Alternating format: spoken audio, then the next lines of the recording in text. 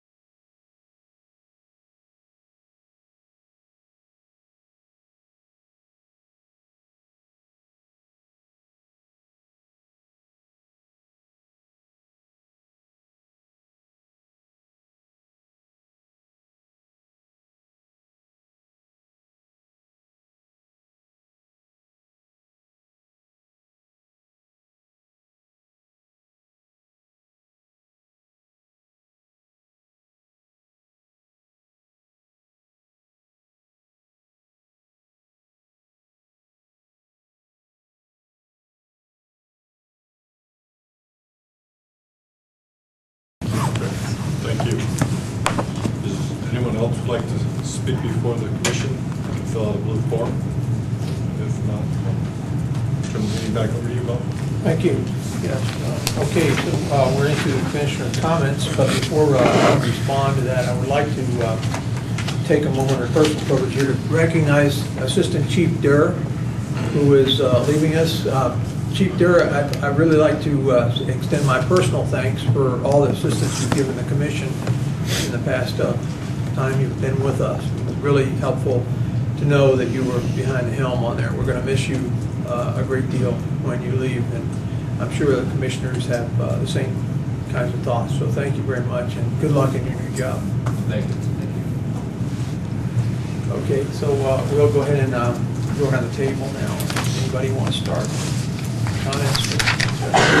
Well, sorry I wasn't here last time, but I gather some of my friends came and spoke about the traffic enforcement on the pedestrian activated crosswalk. They keep changing the name on me, so I never know what to call it. I always call it the hawk light. But anyway, the hawk light, there's definitely an education issue about using it. People they're good about stopping if they see someone, and they're bad about not stopping if they don't.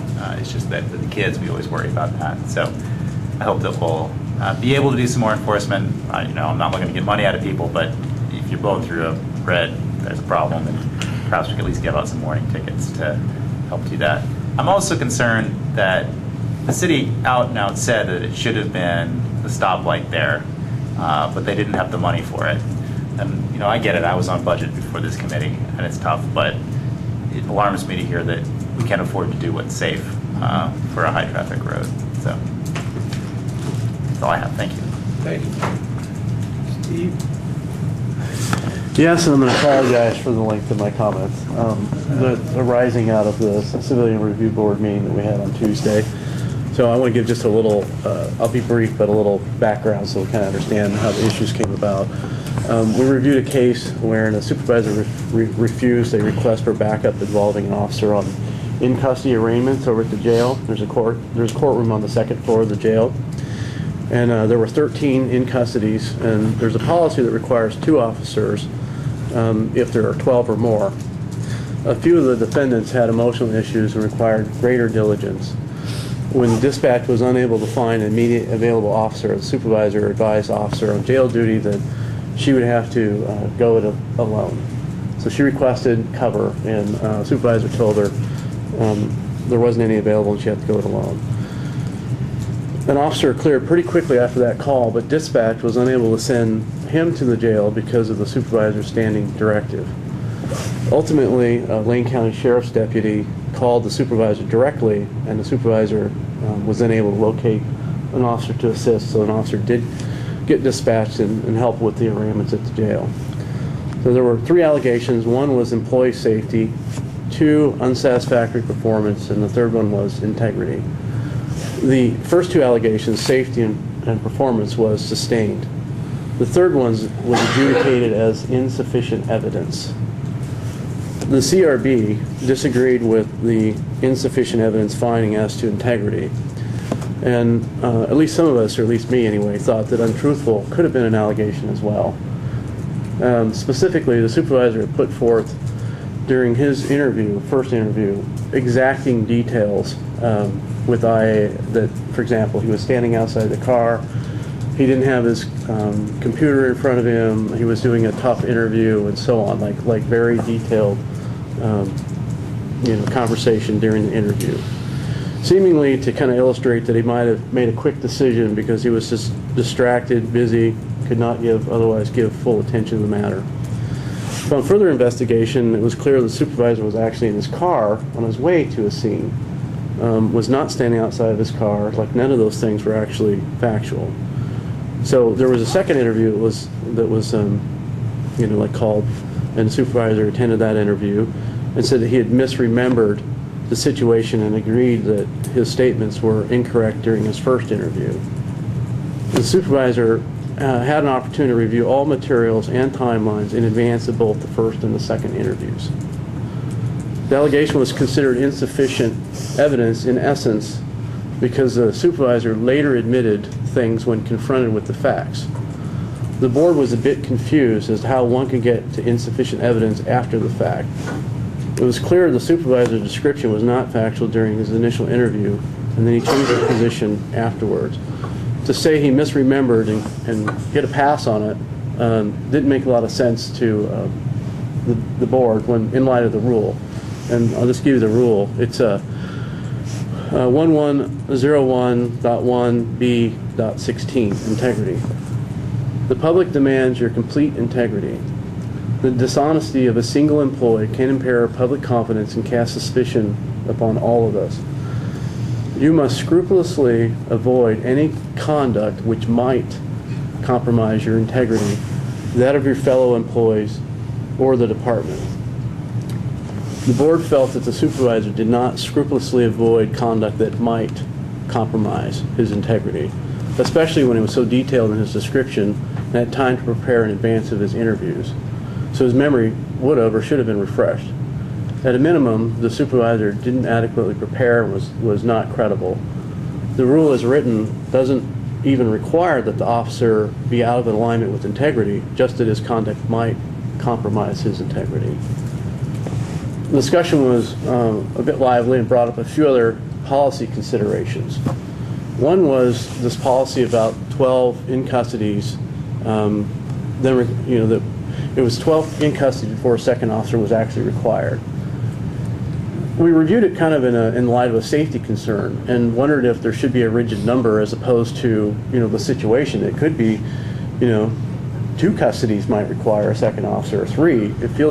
We thought that perhaps the officer that's involved is making the assessment, and if the officer is requesting cover, there shouldn't really be a difference from if an officer was out on the street or in the jail. They've determined there's a safety risk and they need cover. So I thought, the board thought maybe that rule and that policy should be reconsidered, and not necessarily a stringent number should be kind of assessed in the moment. This is me. As an aside, I wonder how devalued that employee must have felt to not get covered when she assessed the situation and determined she needed it, and that a sheriff's deputy had to call to get it done. She couldn't get it done. Somebody else had to help her. For whatever that's worth, that kind of bothered me a little bit. Considering that officers have this is the second issue for consideration. Considering the officers have no tools, what training do officers that cover jail arrangements get to address multiple in custodies without the normal tools? For example, in jail, officers or deputies have no weapons, no guns, no tasers, pepper spray, ASP, anything like that. Deputies do not have such tools, but must be trained to handle in custody without those tools. The question was, do EPD officers that handle jail arraignments have any similar training, or should there be some specialized training for handling custodies without tools? And then third, should the integrity and the truthfulness policies be reviewed to ensure clarity? The integrity policy uses the word dishonest, which is pretty specific, but not really all-encompassing when it comes to integrity. It's like the chief's later presentation about integrity represents great timing, and specifically mentions being fair and ethical too. And the policy includes the word scrupulously, which can be a bit vague for some folks, like me. It seems reasonable that officers should be clear as to what is expected and what will be measured. As to truthfulness, this was a considered allegation but not brought forth.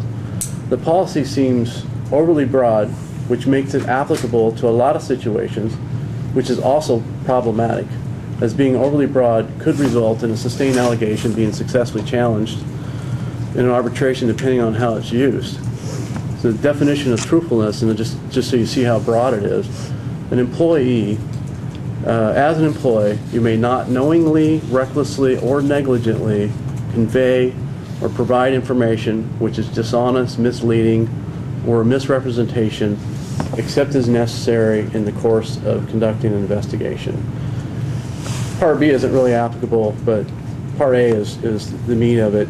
It's, I think a thought would be like, can it be sufficiently narrowed so that it's not overly broad? And then perhaps, there's a definition section that might give them some more substance as to what that actually means. But it does seem pretty broad, and it's worth think it's worth maybe another, looking at it, right, from that perspective. I think that was it. I know that's a lot of information, I'm sorry, but I think there was some really good information that was shared in our discussion on Tuesday that should be brought forward to the commission here. So. Thank you, Steve. Anyone else? Okay, and I'd like to thank the two speakers who came up to speak to us tonight. Jessica, aware this is an ongoing issue, of course, and we have looked at it very closely from the police aspect. Unfortunately, the police commission was unable to, come up with anything that could address all of everybody's concerns, but I know council is working on it. And I know you know, as well as the rest of us know, that it's going to take a major effort on the part of government officials to make changes that would make everyone satisfied about the situation. We have a homeless task force that's working on through the Human Rights Commission. Edward is part of that. And perhaps that would also be a place you might want to bring your attention to those folks. I'm Okay. active in that group. Okay, thank you. And thank you for coming tonight. I can't think of nothing more heart-rending than a child's suffering and a mother's suffering and dealing with the pain you must be facing. Thank you for having the courage to come out and speak to us tonight about this problem. I know we're all aware of it, and I think sometimes people the rest of the public doesn't get the fact that we do have an ongoing sex trafficking problem in the city. And it's of great concern to the police, I know, and certainly to the commission and other members. One of our people has an organization that works with young girls who are downtown who are being used in that way. So I know there are things out there for you, so I urge you to keep trying. I have joined Lynn County Task Force Against Human Trafficking, and they've helped educate me more how bad it was and why she wouldn't allow me to help her or anyone else. But I did forget to mention, other than the fact that Joey Barr started this with his attempted kidnaps, to attempted trying to beat me and rape me to punish me for trying to protect my daughter, and then attempted kidnaps to Mexico for my daughter's grandson. It was brought up in court, and she had her case dismissed that he appears to have been arrested for a few things. Okay, I'm kind of afraid of my. Oh, okay, I'm sorry. Yeah, we're But not he's actually still engaged in a dialogue. We're just here to make comments. Right. I And apologize. I again, just thank forgot you- to thank mention you for I still showing felt up. he was a danger too. Okay. Sorry. Yes, I think you're finished. Well, I'm done. Thank you. I'll just respond to a couple of things. We don't have a prohibited camping willful violation for prohibited camping unless it occurs in a vehicle. So that's the way the ordinance reads right now. So we'll have to look into whether or not willful violations were issued for people who were camping that were not in vehicles. And then we forwarded the 30th and Harris University traffic complaint and the use of the driver's response to the flashing lights to our traffic enforcement unit and to Public Works. So could be we got to do some public education around that. And then naturally, as you can imagine, by the time the CRB saw the allegation that Steve mentioned a little bit ago, had been reviewed pretty thoroughly, and of course it's a closed case, which means all the personnel actions, if there was corrective action, has already been done. The department takes these things very seriously. We put a lot of resources into it. It was initiated internally, and we investigated it and had the oversight of the police auditor. Question of the adjudication of the integrity is a little bit of a subjective call, and it's good that the CRB spent so much time talking about it, and I appreciate the feedback on that. Those are tough decisions to make. I don't like our truthfulness policy, which is why I'm so glad that the Police Commission has reviewed that and given us some recommendations on how it could be differently. Thank you. Thank you, Chief. Okay, any other commissioner comments? Okay, then we'll move on to our next section, which will be reviewing the February minutes. Carter? You've got the minutes in the packet, Right. and we don't have a quorum. No, No, So we you can't approve them. can make changes, Make I can changes, but- include them and then include them in the next month's packet for approval, if that works. Anyone have changes, Edward? One minor change, under Commissioner comments, Mr. Gearing, da-da-da-da-da, if we could strike the words "a police" and replace them with "adequate funding for police operations."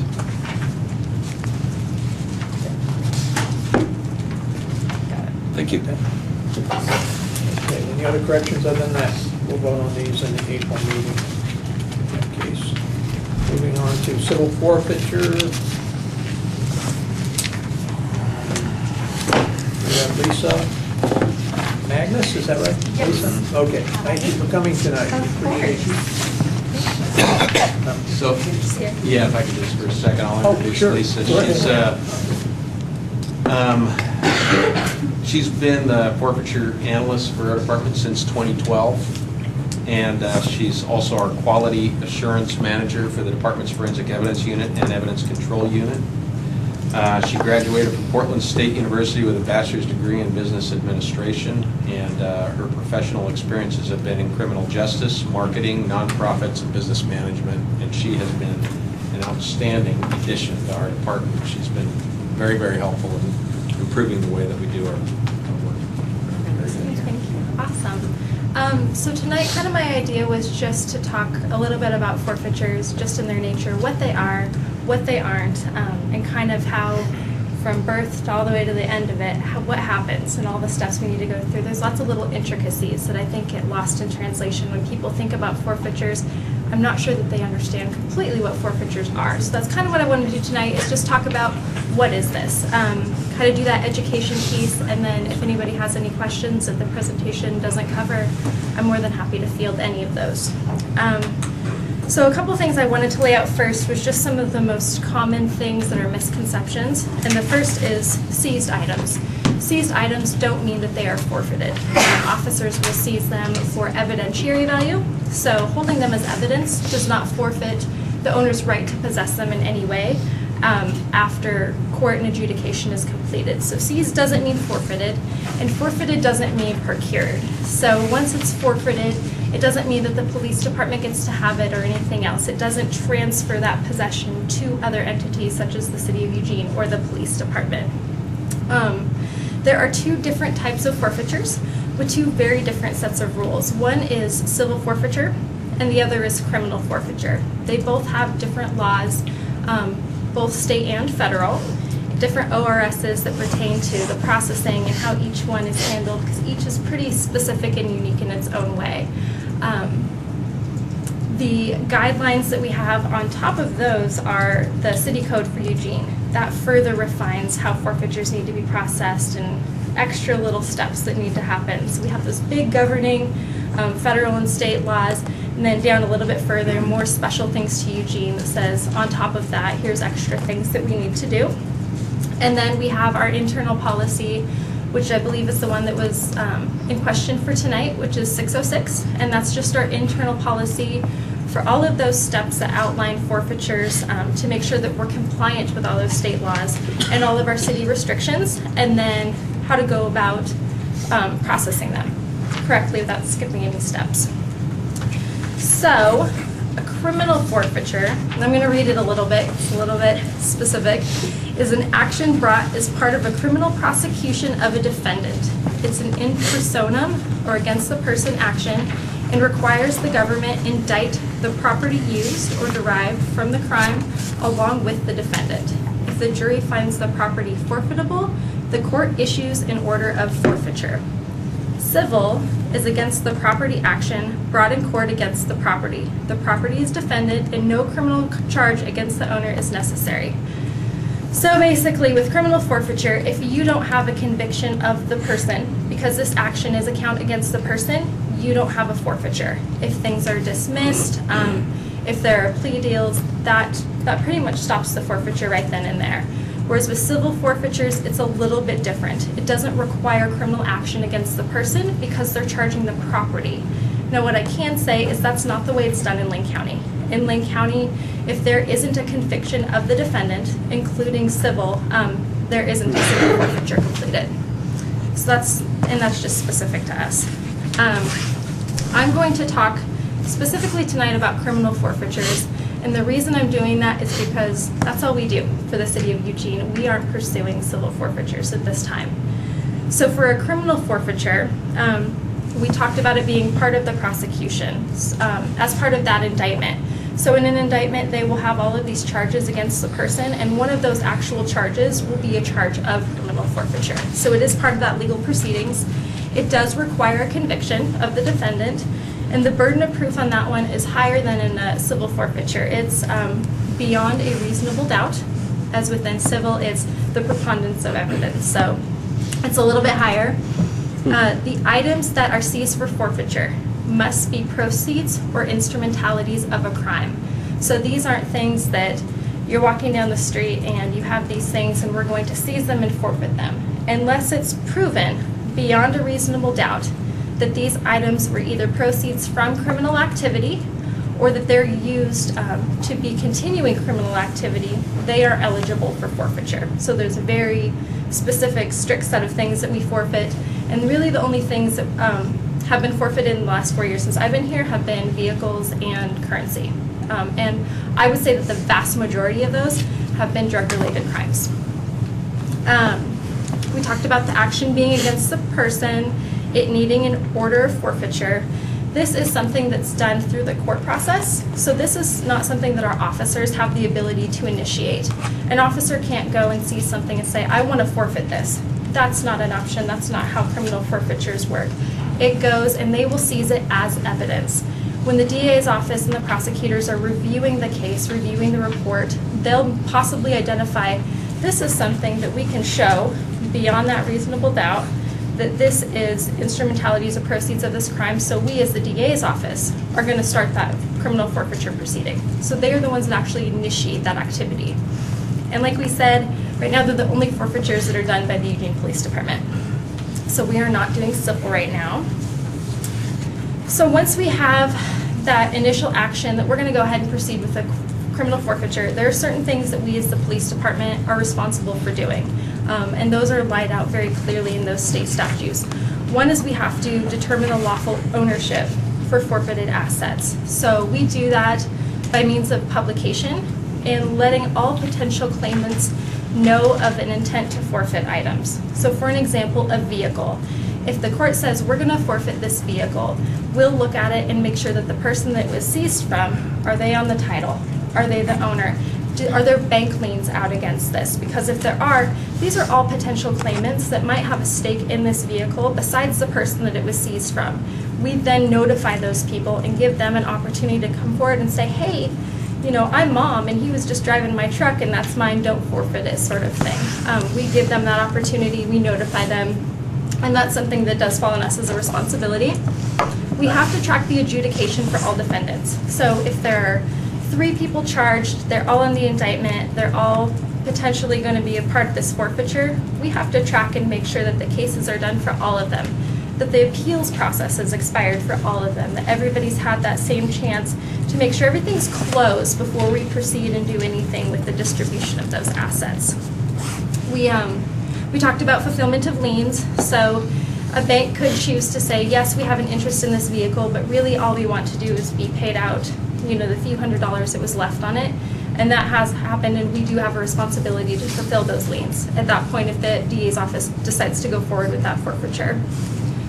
We have to deposit the money into an interest-bearing account. So forfeited currency, once we find out that it's no longer evidence and that it's a forfeiture, it gets moved into its own account. That way it's tracked separately. They track the interest on it because that's something that's included with the forfeiture, and it doesn't get mixed up or muddled with any other items. So we do that. We do track that interest. We have to track the cost of maintenance, and that's pretty much specific to vehicles. We have a responsibility. If we seize a vehicle, we have to maintain it in the condition in which it was seized. So we track the cost that it takes to maintain that vehicle before it's sold for distribution. We do have to, like I said, post it in a legal ad. So we put it in the newspaper. We run a 4-week publication that says, here's the items. We give all of the case information. We give them all the contact information of us as the seizing agency and what the person would have to do to file a claim should they be a forfeiture claimant. We do have a whole bunch of forms that we have to fill out through the state of Oregon, and again, it's just all those things that they require. It specifies things, example, how was the item seized, or what were the conditions around it. They want to know all of the things that were in that judgment because they track a whole lot of pieces for transparency and for reporting through the state of Oregon. So we do that. And then we process the distributions. There's a whole bunch of different directions that money has to go, and the department's responsible for making sure it goes all those different places. And then at the end of the year, we do reporting to make sure that everybody in the state, that our accounting department, that the chief, city manager is kind of aware of all our financial status with how many forfeitures we've done with the year, what's the amounts, and that we are compliant within all of the requirements that we say we're going to through the state. So, down to distributions. Maybe. We have a great big pot for forfeiture. So here's the total amount, and this is what's going to get forfeited. That big pot's going to go a whole bunch of different directions. So the first thing we're going to track is what were the costs of doing this forfeiture in regards to the publication in the newspaper and the maintenance of things like vehicles. They are not allowed to deduct the processing of the forfeiture itself. So, for example, my position in doing all of the stuff that we're required to do, that doesn't get taken out as a cost. That's just a cost of doing business, and that isn't included. But everything else is, and it's taken out. The interest then that we had on this account or on this money then gets added back in because that interest becomes part of the big pot that'll go out for distribution. 3% of that goes to the state asset forfeiture oversight account, and they're the big state governing body that says, here's all the rules for what you need to do for forfeitures. 3% of everything goes to them automatically, and that's governed by, mandated by ORS. 7% goes to DEQ, and that goes for illegal drug cleanup. So all of the big guys in the big orange suits that go out and clean out clandestine labs and things like that, this money pays for them to go do so. Then 10%, like I said, right off the top goes into the Oregon State General Fund. And then after that, there's a remainder. 50% of that remainder goes to Lane County Drug Treatment. And then the other 50% is divided between the district attorney's office for them to use in the prosecution of cases and to the City of Eugene General Fund. And that's kind of hard to track unless we had a dollar example. So, on the next slide, or the next page, one more if we could, thank you. If we had approximately $10,000, so $10,250 that the DA's office says is proceeds or instrumentalities of a crime, and we're going to proceed with a forfeiture. And it costs $250 to have it towed and to publish it in the newspaper. We'll deduct that cost, and then we end up with $1,000 left for distribution. Of that, $300 is going to go to that AFOA, $700 will go to the drug cleanup through DEQ. We'll end up with $1,000 going to the state of Oregon, and then we get that remainder, that $8,000. So that remainder is what gets cut down between Lane County Drug Treatment, the DA's office, and ourselves through the city of Eugene. And that is kind of all of the little intricacies of forfeitures. Our policy for 606 essentially just outlines all of the requirements that we have. And one of the things that we thought it was really important to define was a criminal forfeiture versus forfeited assets. And the court does have the discretion to forfeit assets. And what that means and what makes that different from forfeiture is they can take something that people are not legally allowed to possess. For example, if they are a several-time convicted felon and they are not authorized to possess the guns that were seized in this case, they don't go through the criminal forfeiture process. They say you have had no legal right to keep these guns, and we're forfeiting your right to do anything with them going forward. That keeps them from being able to illegally get those guns to somebody else. Guns are a little bit different with the Eugene Police Department. We do not go through a criminal forfeiture proceedings where we sell them and distribute the money. All the guns that are forfeited are destroyed. We make sure that those guns don't get back in the hands of anybody, and they are automatically destroyed. There's no distribution on those. So With that, I think I'm just gonna let you guys ask any questions that you still have in relations to forfeitures or the policies or anything. Okay, I'm gonna start with you. Steve was up first. This question, you said it's just focuses on criminal forfeiture rather than the property itself. Is that within Eugene's policy or just a decision? I'm sorry, can you clarify? So for me? you said there's civil and there's criminal, and we only do criminal at this point. Right. And you said it's unique to Eugene. Mhm. How is that unique? Is that defined within city code or just a decision not to pursue? The decision is because of city code. The restrictions that the city of Eugene places additionally on civil forfeitures vary so much away from state requirements that right now the DA's office is really interested in pursuing them. All right. Yeah. Thank you. Yeah, you bet. Scott, you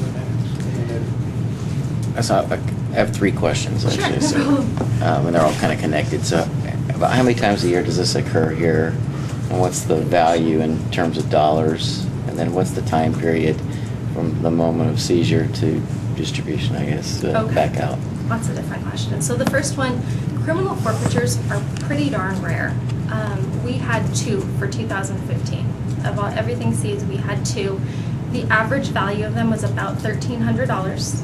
Both of them were drug cases, and one of them kind of skews our average because there was people who were wanted and outstanding. Because they were wanted at the point of indictment, they were not served their due notice that their items had been forfeited, so that one sat for months and months because we had to wait for that person to be notified. But the average typically, and I'm going to go from the point of judgment because it can take a really long time if there's lots of appeals and things like that. It can stretch out for months or even years just depending on the situation. But it can be as quick as 3 months and on average probably closer to about 6. Thank you. Yeah, you bet. Make it all 3 years, Scott. Yes, thank you. Sorry. Having moved here from a city with a warehouse full of seized vehicles, I'm pleased actually to hear Good. that this is a small number, because of course there what was a big factor was, as you say, the cost of keeping them in good condition. And if, as you say, there's some paperwork snafu, somebody wasn't served, then the taxpayers are paying months and months and months and months and months, not just to have it sit in a yard, but to have it kept up. Right. So that you're telling me that this is a small number of items per year makes me happy. Yes, and everything seized for the last 2 years has been currency. We haven't forfeited any vehicles since, I believe, 2012, 2013, somewhere in there. Good business practice. Good. Anybody else? Steve? One of the reasons it's such a small number, we don't have a drug unit in the police department. And it's a lot of work to do these forfeitures, so there's not a lot of incentive to do them. But we do participate in the Interagency Narcotics Enforcement Team, which is operationally funded, not its personnel, but its operations are funded by forfeitures. And how many did you thought they had, like 35 or so? They did, in criminal forfeitures last year, they did 30, and they do civil forfeitures because they aren't within the confines of Eugene City Code. So I'm not sure how many civil they did. They did 30 criminal last year. Its finances go through the sheriff's office, so and the Lane County Prosecutor's Office handles all forfeitures. So when you say they, you're not involved with anything in that process, I know. No, INET is kind of its own separate entity. I just do them for our department. Yeah. Thank you for enlightening us on that, Chief. Any other questions? Well, thanks so Well, much thank for you very having me. much. I Yeah, thank you. appreciate it. Appreciate it. Thank you. An excellent presentation. Have a great night. Okay. Thank you. So this has been part of your packet. You all had a chance to review the policy. And now we've got a presentation on the actual account of how the reality of actually how little it is impacting. So we'll, unless anybody's got anything they want to add, we'll go ahead and move on to the next item on the agenda. Bill? I guess it's interesting, maybe it was just because of the presentation, because it seemed that for some reason in the past, people have talked to the commission about how it seems that they're we're going after everybody's property, and that's one of the reasons why I think this policy made it to our work list, because I think we're getting confused with seizing versus forfeiture, where we really don't pursue that. I don't remember the comments, the public comments. See, that's what I'm trying to figure, but it came up as being an important piece, and I'm trying to remember why, when we hear this presentation, that we had two, for such small dollar amounts, it wasn't like it was affecting great numbers of. I know it came up at our retreat, it was before, but in our work plan, so I'm glad we had a chance to get that information. It was good. I think I do hear comments from citizens that are pretty clearly talking about seized for evidence property, which in their minds they think they're never going to see again. So that may have been what drove us to put this on our list. But unless anyone here sees a need to go through and change this paperwork, it almost seems like for the number of seizures, or forfeitures rather, per year, it's not a good use of our time. Yeah, sounds like the argument would be with Wayne County and INET if they had Yeah, exactly. the numbers. Well, and that's the other thing too, is a lot of citizens aren't really clear that there are different police departments operating in Lane County. It's all the cops. They don't get the distinction between courts and police and so on, so there are going to be complaints about that process. Okay, well, we'll take a 10-minute break and get back to have the chief's presentation. So about 6:45. Okay. Gee, without a quorum, we just fly right through stuff. Start telling a few people the wrong dates. I was like, it's a quorum or it's people. I don't know. That's a good point. Don't go there. You don't know it, but you are actually living in the happy time of police commissions. I was told that when I came on 3 years ago, is that things were not always as collegial as they have been for the last 3 years. Yeah. True. Yeah, I've been That's all she can say. mildly connected to the civilian review board. Bernadette Conover, for example, and same with the Yeah, that's what review board. I've been told the same thing about the HRC. So, strictly selfishly speaking, my timing has been good because I've been in these groups where there's not screaming fights going on. Oh, it's a good point. I mean, yeah, I tried to,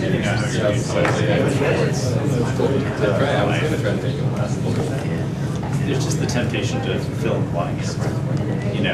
One, there's a temptation to two, nobody wants to admit. I don't actually see and understand what they are. I just need somebody to convey or whatever, So you get a little loose about the story. You're trying to tell a narrative, and you don't want to say, well, Joe told me that this was going on. Rather than say that I was incorporating the narrative. So I used to like, okay, so what do you really see versus? It was always.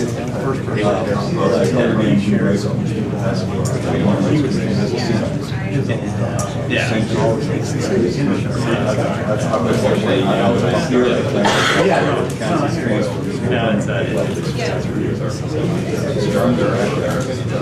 was interesting, but I do think I don't know what there's a lot of things. I'm a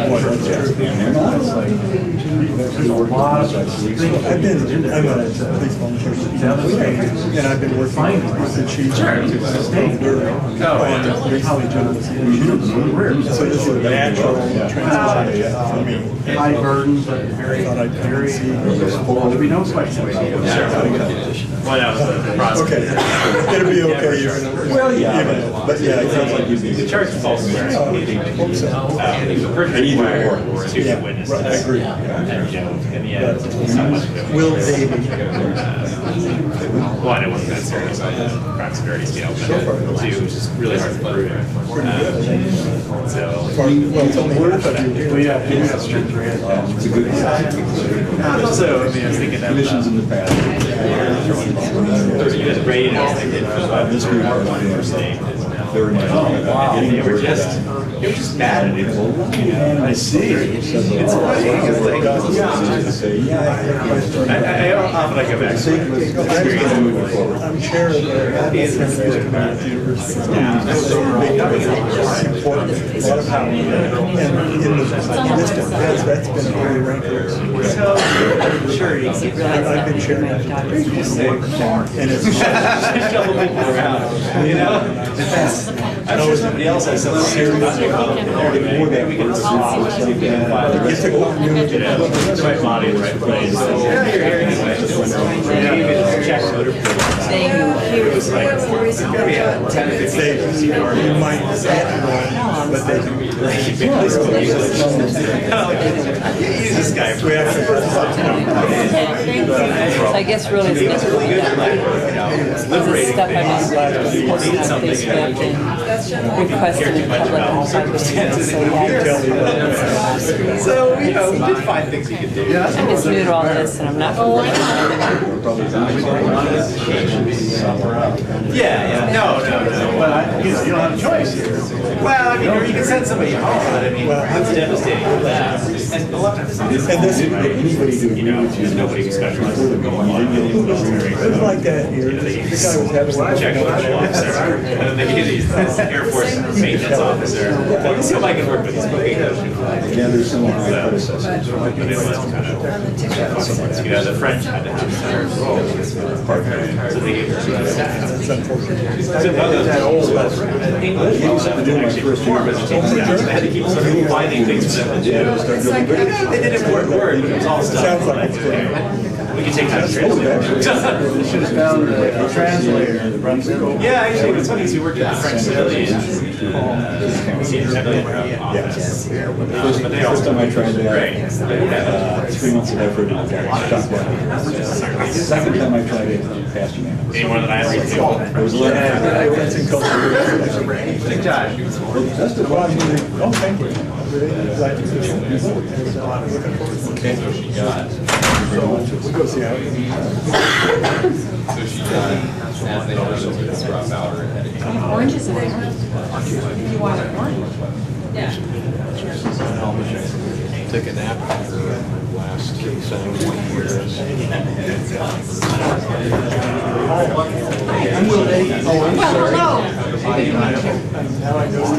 I do. Much more than just a meeting. Be careful there. Don't hurt yourself. It's dangerous.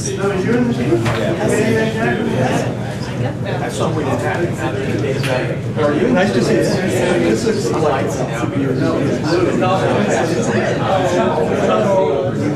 I know it's 3 guys, but I don't know the rest. You sort of embrace complexity, deliberation. That's great after, like, for now, you need a punchy 2 minutes.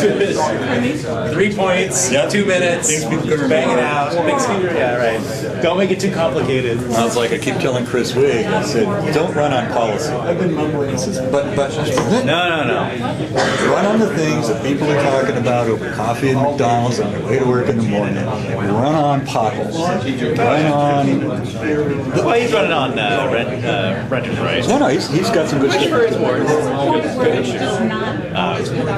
But again, I mean, I love, they're both, Josh and Chris. Yeah, that's a tough supporting one. Chris. Yes. But yeah, Josh, everything turns into a 20-minute conversation. It's like, okay, Josh, love you. Come up with a punchy. Yes, and there are actually people in your ward who don't give a diddly about traffic, transportation, active transportation, green businesses. It's just not on their radar. And those people need representation too. So we'll see how it plays out. That may be No, one he that- had a bit of a coup this week. With I saw. I was out of town for it. I was actually texting Chris going, we should probably sit down and talk about where your Facebook ads go after this, because we need to take a little turn here. Well, you should get some good endorsements too. Well, of course, I gave him I've been advising him either as the campaign manager, for like Phil and John Roberts, and now running himself. So here's a phrase when people say, but your opponent is endorsed by the mayor and his two council members. Chris, say this. My endorsement is for ordinary people just like you. That's right. Not career I want your politicians. endorsement. Yeah. I want your endorsement. Huh? Yeah, exactly. It's funny because it was Josh has very much had a sort of insider's campaign. I don't think he's knocked on a lot of doors. No. But he's certainly, he's leaned on me and some other people, in a nice way. But Yeah. still, I don't just dance around the issue. But Chris is door knocking like with door crazy. Yeah. You gotta have it. So we just got to get it out. Although, what's interesting to me is now that the deadline was passed, I haven't seen a lot of signs. I see Emily Semple's signs for the first time. Mike Clark got a warehouse full of them, but I don't see him out much. I saw one, Yeah. but it was an outlier. Like Lucy, I'm like, normally yard signs, whatever. You need yard signs. Yeah, you Everybody's need- like, who's this lady? Exactly. I spent all the money that you gave me in the first check for Facebook solely on name recognition. Oh, yeah, And about maybe 3 platform planks that were mostly about name recognition. Yeah. It was funny. I mean, for Betty, it was like, well, everybody knows her name. But you know what? They repealed the sign limits anyway. Yes. And so let's just buy some signs and we'll get them out now. Yes. And so people will know you're in the game Yep. and you're organized. And For Ward 1, you got to put them down, Jefferson, yeah, Class we 18. will. And it actually works. So one of the guys was thinking about running. It's like, well, I saw the signs. And it seemed like you were already geared up. And that's the message we wanted to convey this is what I because was we really weren't that together. telling- But we got signs. No, I was just telling Chris and Lucy both. I said, before people file, you want to give them the impression that it's more trouble than it's worth. Yes. Absolutely. So it was fun. Think of it as a wolf pack howling. Yeah. Yeah, it's over the hill, so your pack doesn't actually know how big that pack is, Yeah. but they sound numerous, organized, and robust. Yeah. Maybe we should just slink away. Well, it was funny because running Betty's campaign, it was like, well, if I run in 4 years, I'm going to run something completely different because nobody knows me. Yeah. Well, at least you won't have to worry about good report having today. neighborhood associations. thanks. Okay, we get anybody back to the table? Back with people I had from an outside interesting the conversation neighborhood, about bushwhacking and brought it, but I didn't- agricultural competency. Oh, yes. That was our Part of integrity and Yeah. trust is the fabric that can hold us We all will not together. discuss who Yeah. brought Otherwise- those people to those meetings, but they were not from the Well- neighborhood, and that was sort of tagged. That's definitely worth What I was having a worried discussion about about. is that would happen again. The guy they wanted to run against her is a good guy. Interesting. But- We've been hearing some interesting things. There's always things you care about. There's things you're less. As soon as we get Carter back, You we'll get sort of seduced away on those issues. Get started on the chief report. You gotta have a good answer when people ask about that. All right. Chief, it's all yours. So starting with the first page, the chief's activities, I think those are all pretty self-explanatory. One that isn't on there is the city council work session from this last Wednesday. City council had some free time and asked if I'd fill it up. So that didn't sound very nice. I Cameras jumped at the rolling. opportunity. Yeah. Did you make the presentation about the downtown Philly Smith? A little, yeah, I didn't talk Yeah. about that in as great a detail as I have here. But I talked about the challenges the department's dealing with and our plans and our staffing and so on. So, and then you've seen the news items. There was an online scam. People were pretending to sell dogs and really they were taking money. There was these two brothers. It was just an interesting call. That kept having arguments one night until one stabbed the other. And then occasionally we get this strange burglary item. It's somebody's breaking into homes in the West University, not homes, they're breaking into apartments in the West University neighborhood, and they wake up young women and they touch their bodies somewhere. So that's pretty frightening. And graduating from graduates from the academy, and they held Kaiser with a murder suspect. We continue to work through our strategic planning process. We're going to have We have only 4, we have so many full-time employee positions that were authorized. It's about 191. We have 187 filled right now, so we have 4 vacancies. But we have an operational gap, which is those vacancies plus the sworn personnel that we have in training. It's actually 19. So we have, and then injuries and sort of thing. So later this year, this fiscal year, we'll probably be at about 25 before we start to dial those new recruits in. The hiring has gone really well for us. We've had a 73% increase in applications. And we have, I think, about 100 applicants going into interviews, which will take 3 weeks instead of 2 weeks. So we'll either have a list, we may even have an opportunity to overhire depending on how our budget sort of plays out here. But all of that doesn't change, won't give us immediate, won't immediately fill our operational gaps. So we are making progress. I've asked Captain Meisel, I think you've all met Sherry Meisel, had her in here? Yeah, she came to us right after she was hired. So I'm not going to appoint an assistant chief right away. Captain Meisel will be an administrative captain working in the chief's office, and she'll have professional standards, which is policy training and internal affairs, along with a lot of projects that Chief Durr has gotten started. And then we'll just take some time to assess what the next step ought to be with the assistant chief's position. And then this year, I might have mentioned to you that our strategic plan has 3 values and 3 strategic goals. And so each month of in-service training, I'm presenting on only one of those values and then eventually one of those goals. Last month was integrity. This month I'm talking about compassion. Next month it'll be courage. And the idea is that our employees will understand what my expectations are around these things, and they'll be able to use our mission statement, our values, and our goals as a decision-making model as they go through their days. And so as we go through this slide, you'll see that the first one just points out what the purposes of the strategic objectives are, our mission statement, and then the definitions of our values and our goals. And then I have a brief lecture on what integrity means to our department and in our day-to-day work. And I won't go through all of it, but there's a slide that says talk about it, and the point of that is that Jerry's Home Improvement, has a great customer service culture. And when I asked them how they maintain that, our conversation eventually led to how they have such an excellent safety record. Few accidents, a high safety rating. And what they do is they require all their supervisors, like us, they have many layers of supervision. They require that each supervisor have 3 conversations about safety a week. And then they upload those so that they know they're happening. And when they're disciplined about that practice of having those conversations, team meetings or on the job, then their accidents go down.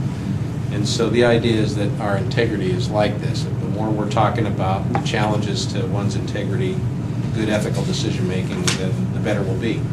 This word cluster that you see in here, I asked our officers last month on 3x5 cards to tell me what their most important values were, and there's software online that Carter introduced me to. You plug those words in here, and the ones that occur the most often.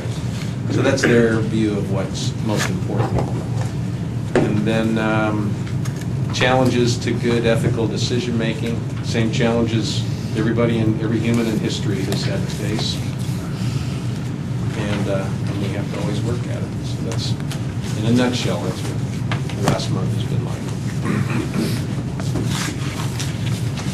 Okay, questions for the chief?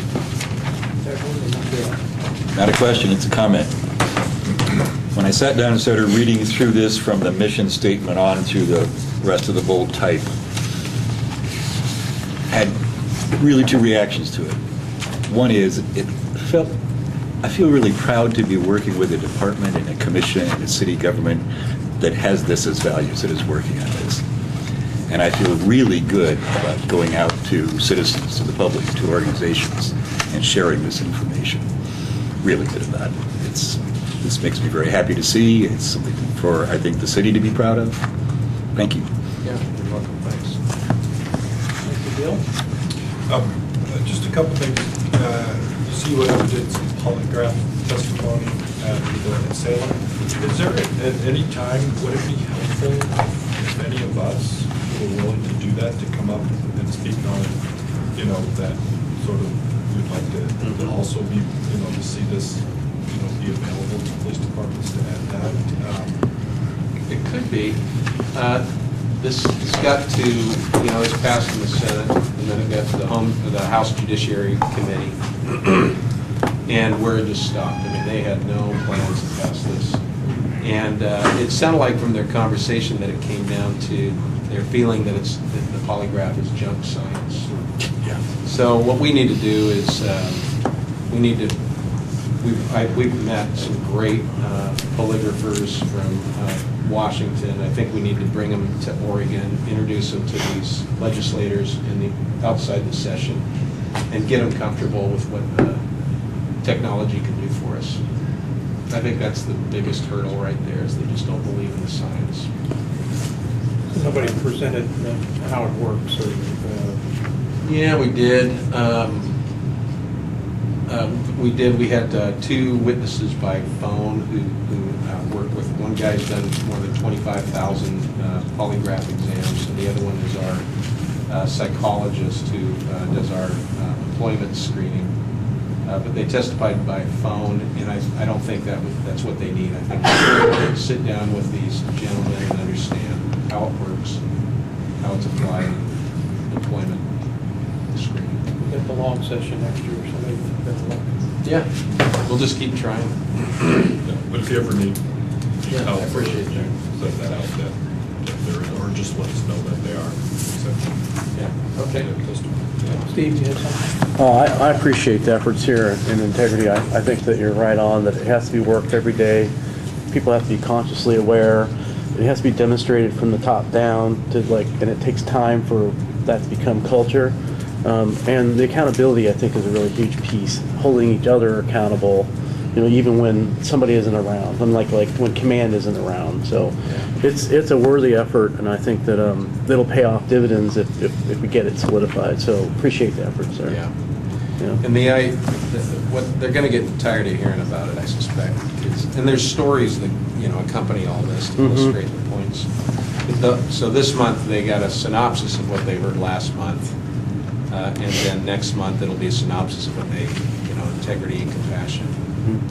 And the fear, when you put together a strategic plan, there's one fear that you hear every single time, and that's that it'll be put on a shelf and won't do anything. And this is going to be a living thing that we'll all talk about.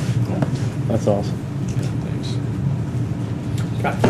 So this is kind of top-down driven. Do you have anything that supports that from the ranks, that maybe illustrative of examples during the month that is shared back out again? Yeah. Yes. During in-service in the last couple of months, I've read a handful of the commendations that come in that more normally just exhibit the compassion that our officers show when they're dealing with difficult people. And then the next step in all this is for a group of volunteers that Carter and Captain Meisel are working with, volunteers within the department who are first-line supervisors, and I think they're all first-line supervisors, who are going to identify the measures. So we'll have a dashboard of measures that will drive the initiatives that will help us to improve in these areas. And then, I'll just keep scanning for those good examples of an exhibition of the values that we've got. Thanks.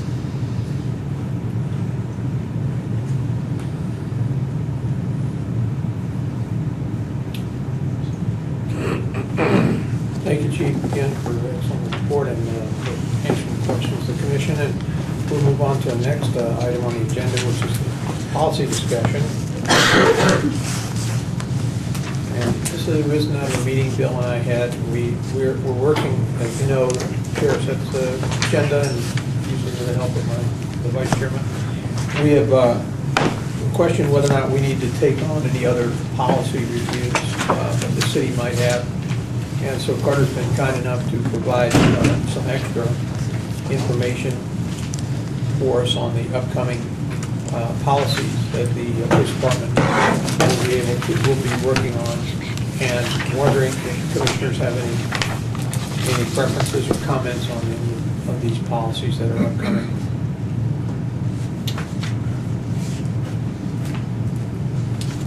Edward. Just a quick question. Marijuana policy. Policy with the department dealing with marijuana outside the department, or policy with the department dealing with marijuana inside the department? Can you answer that, I know an officer just come to me, I don't remember exactly what the specific conversation was, but they were interested in seeing some more specifics about the way we interact with folks on the street. I think it was more in how we're going to handle marijuana as it's become legal.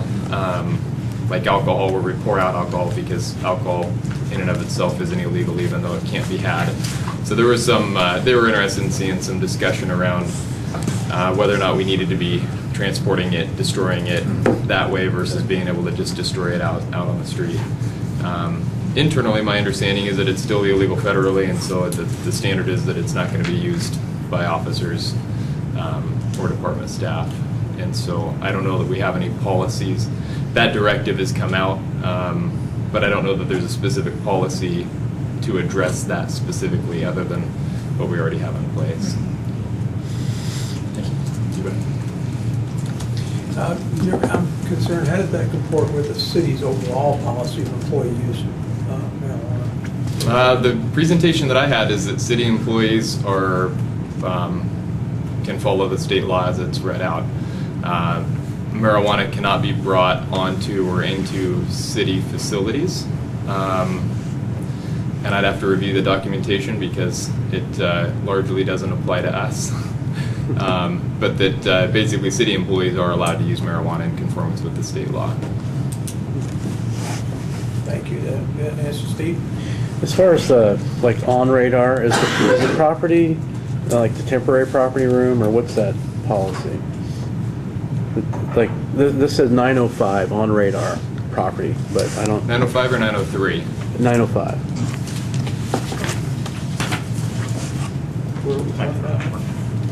This table here. That, I think that might be a typo. I think that's probably 903, and that's storage of prisoner property.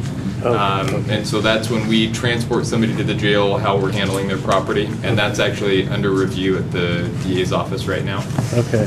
It went through review with the city attorney, and that was there were just some legally required updates that needed to be plugged in to make sure that we were following standard procedures and stuff. And Some so, clarifying language, et cetera. all right, thanks. So on radar, I wonder, I've brought a couple of policy considerations over the last few months, if those shouldn't be given some consideration as far as somewhere in the queue. Well, the policy, property was one of them. You were concerned about audits.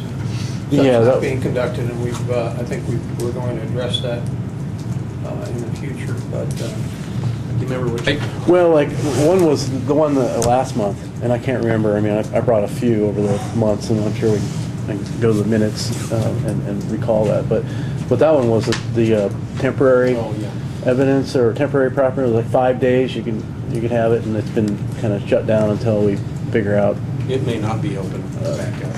Okay. I don't think that's a good, it seems like we're setting our employees up to violate policy with that temporary storage locker, so I'm not sure we'll ever use it. And the two most recent, like tonight, perhaps the jail, about the 12 versus, if you ask for cover, you cover. I mean, I don't know. And then maybe even the integrity. And you'd mentioned, and I didn't have the benefit of. I mean, I wasn't here yet. I don't think when you interviewed the truthfulness.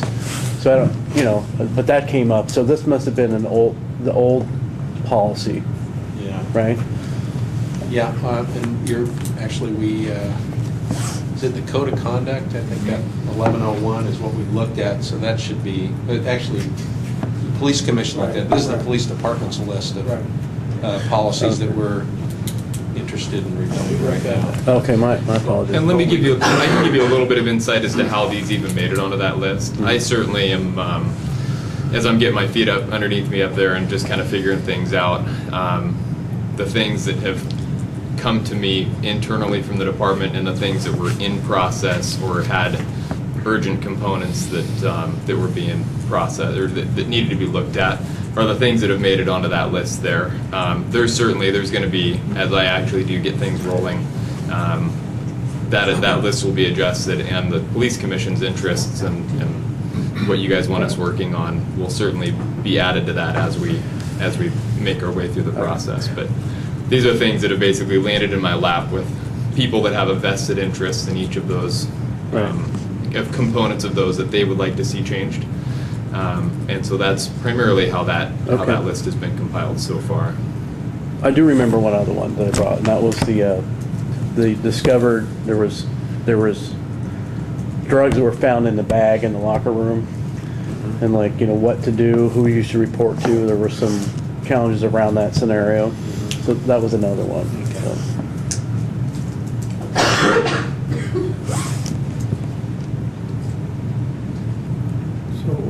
Edward? Yeah. Since this memo invites commissioners to make a motion about this, I'm going to with a little preface on the marijuana issue. I'm thinking about my neighbor. She's 74 years old. She has a medical marijuana card. She goes to a dispensary downtown. She spends some of her Social Security checks on fixed income, picking up her prescription, come back to our neighborhood. Now, suppose she's involved in a traffic accident or a traffic infraction on her way home with her prescription. I think the department certainly needs a policy that says we're not going to throw that in a mud puddle because she had it in public on the way from the dispensary to her home. So I'm going to move that the commission look at that policy once the department is done doing whatever you're doing with it at this point. Let the record show we do have a quorum now with the addition of Raquel. We have a second to the motion. No second. I'll second. Seconded by Steve. First he has his hand up, I'm going to call it. Second by Steve and the motion. Discussion on the motion. I have only one thing to say, and that's the law is the law. So I'm going to be voting against any motion to have the police do something contrary to the law. If they're required to do it by law, then they're required. If they're not, and they have discretion, then I have no problem with it. But hopefully that's clear, and everybody else understands that as well. So I'll start a cue. Go ahead. Just to clarify, the possession in public, but not necessarily on display, I don't believe would be illegal under state law, under federal law. Obviously, any possession is illegal. I think it's an ounce you can possess. Okay. So we're talking about public use, okay. Yeah, the disposal would be if it's those circumstances where it's being used in public and the residual amount or whatever is left over. It wouldn't be. There are provisions that allow people to transport, and that as long as it fits the legal amount. In fact, the 903 part of that storage of prisoner property talks about marijuana and explicitly saying that officers can leave legal amounts of marijuana in prisoner property inside the jail lockers in order to simplify the process and recognize that it's being allowed, that in the legal amounts that they can have it, they can keep it. So we're certainly not pushing an agenda of trying to destroy every bit that we can by any means. So. Okay, we have Raquel first, and then Bill, and then Edward. Well, I'm not sure if this was addressed. I was just trying to understand a little better what the scenario would be, because I'm not sure I see your point. I mean, the policies are to clarify what the law is. So it makes sense that if there's some scenario that is unclear, that we would want to clarify that in the policy provision. So I was wondering, has this been cleared up? Because I'm not really clear on what scenario wouldn't fall within the... Let me wait until it's my turn in the queue. Okay. I think I can address that, but I do want to hear what other people say.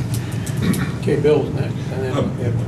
Okay, and I guess I'm just want to clarify that the motion on the table is just to review this policy once the department has prepared the policy. We're not asking for anything other than that, right? Okay. I just want to make sure that, because we're kind of getting into some details here where really the motion is just that when the department's done with the policy, that they bring it to the commission.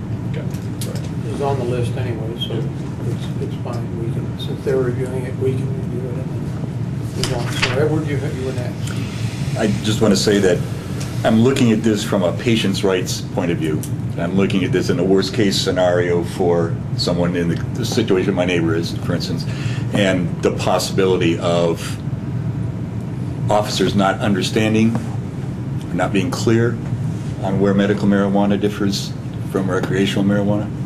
So I just, for my own satisfaction, to be able to go back to the patients' rights people on the Human Rights Commission, to the other patients' rights groups that I work with, and not just marijuana patients, but all kinds of patients, and to be able to say with clarity, yes, EPD understands the distinction between these two, the possession in public, this is what would likely happen in that scenario. And if that's something we can do in a 5-minute discussion, once this is brought to us, I'm happy with that. I'm not suggesting that we tinker with it. I just like to understand it better so I can explain it to the public. I think your 5-minute requirement is a little optimistic, but that's Well, yeah, but everybody keeps their mouth shut. all right. Now, obviously, this is important enough that we'll add it to the agenda, and we would love to get your input on it. This might have been a mistake on the way this is listed out here also. This was, yeah, now that I'm looking at it and hearing the discussion, it's starting to fall into place for me. And I apologize, I wound up being out this week unexpectedly, so I'm not as on the ball with this stuff either right now. That was brought, this is in a totally separate category that probably should be underneath the on radar as an officer interest. There is no plan right now to write a marijuana policy. Right. We have standard policies in place around following the laws that articulate what officers should and shouldn't be doing. And there isn't a plan, to my knowledge, at this point, to write any policy. Okay. There was one that an officer came in that said, hey, this is something that I'm curious about, I'm interested in, and I threw it up on my board, and just something so that I didn't lose it. I have to write everything down or it goes out. So there isn't a process in place right now for that. And I will be more careful next time about reviewing the list to make sure it's true and accurate. So where would we review a policy regarding marijuana? Procedure policy. Destruction and so forth. Where would that be located? Under drug seizures or under? Storage of prisoner property is the 903 is going to articulate how to handle it when it comes to a prisoner. Okay. But generally, just dealing with arrests involving, not arrest, but necessarily possession, encountering people in possession of an ounce or less, as opposed to counting people with 2 or 3 ounces. Where I'd would we need find 5 that? minutes to browse through and take a look. And I got to be, I'm sorry, my brain's just a little foggy right now. That's all right. It's been a long. We're going to rely on you to come with some information for us so we can have a discussion about it. And I'm more than happy to do that. Okay, thank you. It's more likely than not encompassed in a number of different places as it relates to different activities and whatnot. So it'll probably take a little bit of research. Okay, all right. I think we've covered that, and we know we're going to take it up at the next opportunity. So. You want to take that motion? No, the motion is to bring it up in a future meeting, right? I'm assuming that's the motion. So I'm willing to consider the motion moot. It sounds like we just need some information, not to process it. Yeah. Well, we'll bring it up the next meeting. That's fine with me. I will add that to the agenda. That'll take care of it. Is that okay with you? One other thing I'd like to add is that in the past, commissioners have had particular policies that they wanted to review. The POM is available online, and Carter was kind enough to add it to our joint minutes. Your package that shows where you can get it. The mural is right there in the middle of the page. So if you got it electronically, you can click on it, link. When you have something that you want us to review, just send it to me, and Bill and I will discuss it if we feel there's a, certainly, and the other thing is, you can bring it up at a meeting, and make a motion like Edward just did, and we will take it up if enough of the commissioners are interested, so I encourage you to do that. We used to do that. Commissioners would send us a request for policy they'd like to review, so of course, we want to add that too. Have to keep in mind, we have to keep our work plan going, but we're moving well. It's a 2-year work plan, and we're moving right through the policies that we said we would, so I think we're on track. And that's in that part of our discussion, and we'll move on to uniform standards. Oh, we didn't vote it, I'm sorry. I think you withdrew it. I think, for simplicity's sake, I withdraw the motion. Okay, withdrawing the motion. You okay with that? Okay. I was just gonna say, well, the motion was to review a policy that's not being There's no written. policy. So there's, What is that? Well, there are policies that deal But it with may it, be though, written. so Yeah. there are policies that deal with it, so we were going to get that information from Jeremy. And I'm satisfied we're going to get informed. Hopefully, I'm that's. satisfied we're going to get informed. All right, so the motion's been withdrawn. Let the minutes reflect the motion withdrawn, and we'll move on to, But can I have 1 minute? are we done with this topic? No, I'd like to say one more thing on this topic. All right, go ahead. Well, and I don't know, maybe it's not clear, what Bob and I were trying to do is that the department is working on policies all the time. And sometimes they're very minute changes or something, or the law changes, and they have to do that. So Bob and I were trying to get you lists of what, we don't have on our work plan and done that. And so, doesn't mean we have to review these, but just your information, if you do want more information on it, we can let Sergeant Williams know to bring that. So that's what we're doing. So some of these are just for your information. Thank you. That's good. Thank you very much, sir. That's good. Well said, well said. All right, so now we move on to uniform policy, standards and policy review, and that's something we have looked at for some time now, and that's personal standards. We have one in your packet.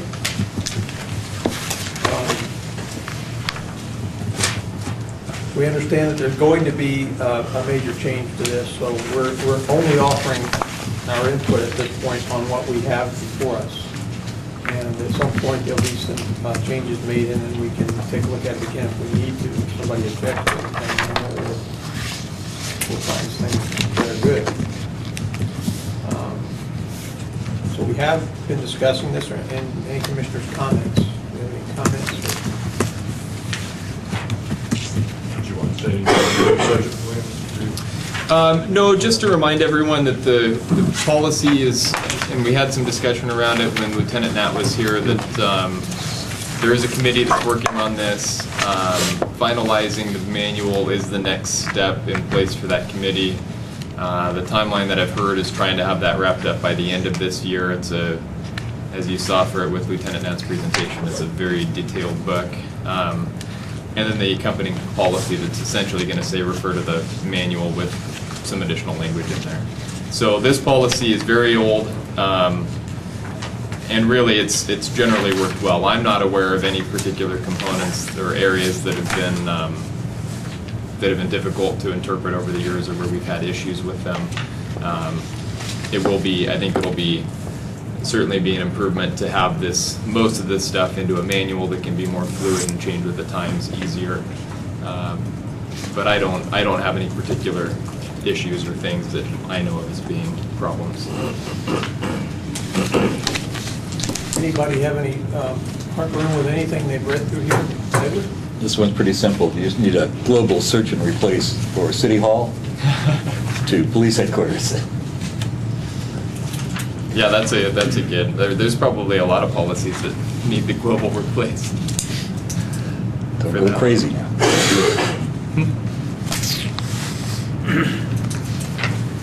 Do they still have agents? Are you guys still using that rank? We have one agent. He's going to retire soon. Yeah. I would, if you, if you do take a look at it, I might add a specific process for exceptions, especially religious exceptions.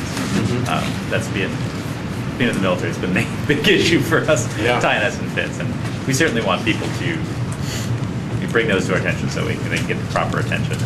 We only deny them when we really have to. Good point. Sorry, we're up here with the gas. Okay, if there's, actually, if there aren't any major objections to the policy as it is, I'll take a motion to approve the policy as it's presented to us. Well, it's presented as a general order, isn't it? Do we need to approve those? Well, there's policy first. Oh, I'm sorry. 1.1, and then there's a general order also, so. Oh, okay. I thought you said. Oh, that says general order at the top of it. Yeah. so Yeah, but you-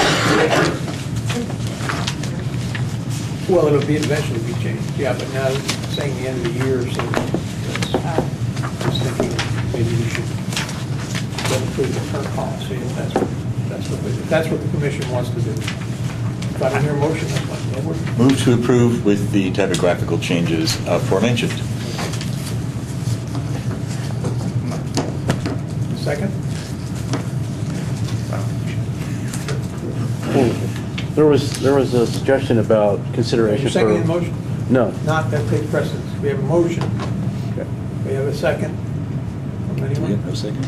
Motion dies, okay. No further discussion. I'm on 0 for that. 2 tonight. We made a note, Steve. Alrighty, we're moving on to closing comments. Two things. I wouldn't have a problem with the uniform and standards policy that said the chief shall adopt standards for dress and appearance, reflect the professionalism, and then with that sort of permission, have a general order that does it. I just think a general order is more flexible and can be adjusted quicker to address changing needs. I'd also I hope we would consider in the future inviting the police union to give us a brief or written materials at each meeting, just to raise issues of their concern. I'm not thinking of anything in particular, but I generally think it's a good policy to bring the union into the conversation, so we don't get blindsided by their legitimate concern. So, just for future reference.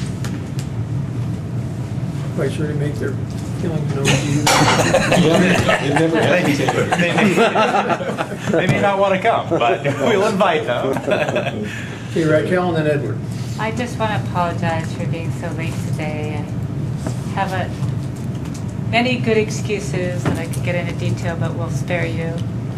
But I do apologize. Not at all, we're glad to have you anytime, so thank you. Edward. I just want to speak in support of Marshall's suggestion. I remember possibly one of the first meetings I was at of this commission, we were shown a survey of anonymous responses by police officers. And what was revealed in that to me was that there were a number of officers who did not know the difference between the police commission and the civilian review board. And there were a number of officers who were quite unclear on what the police commission does. Having a union rep here from time to time might not change that completely, but it seems like it is moving in the right direction. So I think it's a good idea.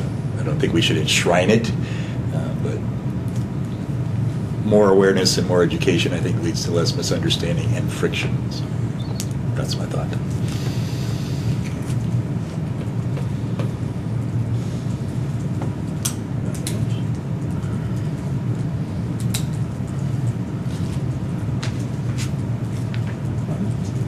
Chief, anything else?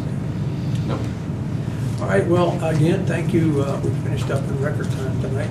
I appreciate everybody coming down. You almost didn't make the actual I meeting. know. Thank you all for coming out tonight on what looks like going to be a pretty rainy night to go home in. So thank you again for your time and your efforts. We really appreciate your volunteer. Thank you. Good night. We're adjourned. I wanted to show you the, And gavel.